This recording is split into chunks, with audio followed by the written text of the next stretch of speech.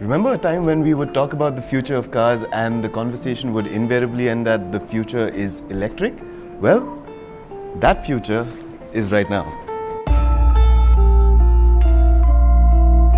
And I've just had a realization. Debates on topics like range anxiety, what's it going to cost me?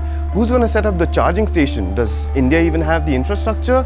Will I miss the sound of an engine? All of those things don't even matter because with Hyundai launching an all-electric car bang in the middle of our day-to-day daily lives, the future is right here in the present in the form of the all-new, all-electric Kona.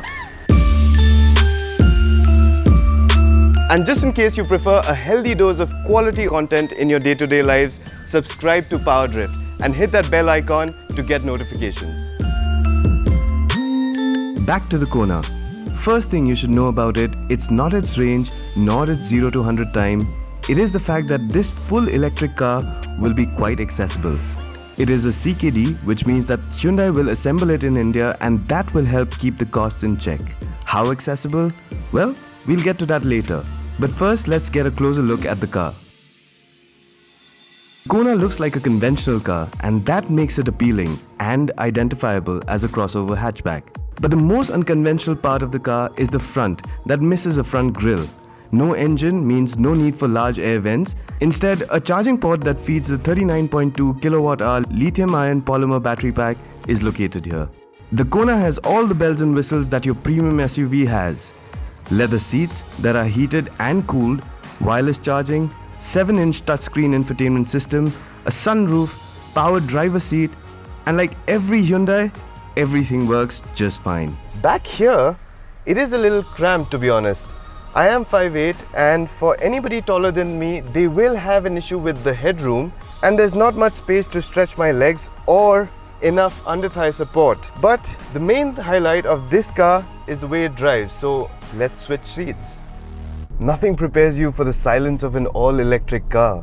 And this is how cars from the future are going to feel like because by 2030, there are going to be no engines in new cars. But there are other sounds like the road noise from the tires, a whine from the electric motor that dishes out a healthy 134 horses.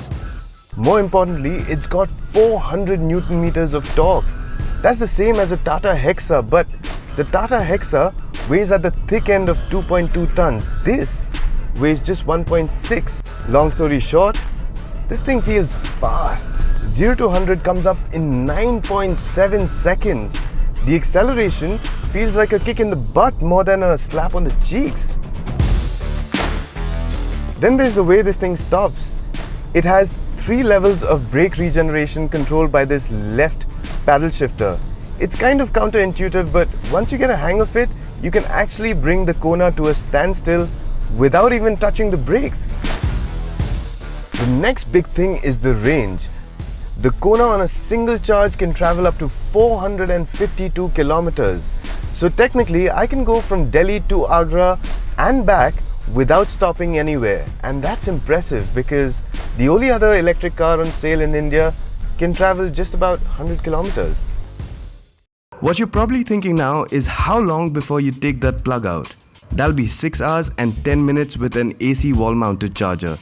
There is an option for a DC quick charger that'll take 57 minutes for an 80% charge. And for emergencies, the Kona also comes with a portable charger that can plug into a normal wall socket but will take up to 19 hours for a full charge. But once fully charged, the Kona is good to go for another 450 kilometers.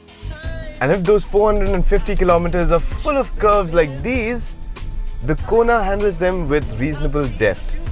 Body roll is controlled, but the steering does lack feedback. Although it's easy to place the Kona where you want it to be. The smooth surface of the BIC, it doesn't tell you much about the ride quality. But Hyundai being Hyundai, I'm sure they would have sorted that out. Today right here, the Kona does not feel out of place in this environment at the BIC. In fact, it fits in just as easily as a conventional car would.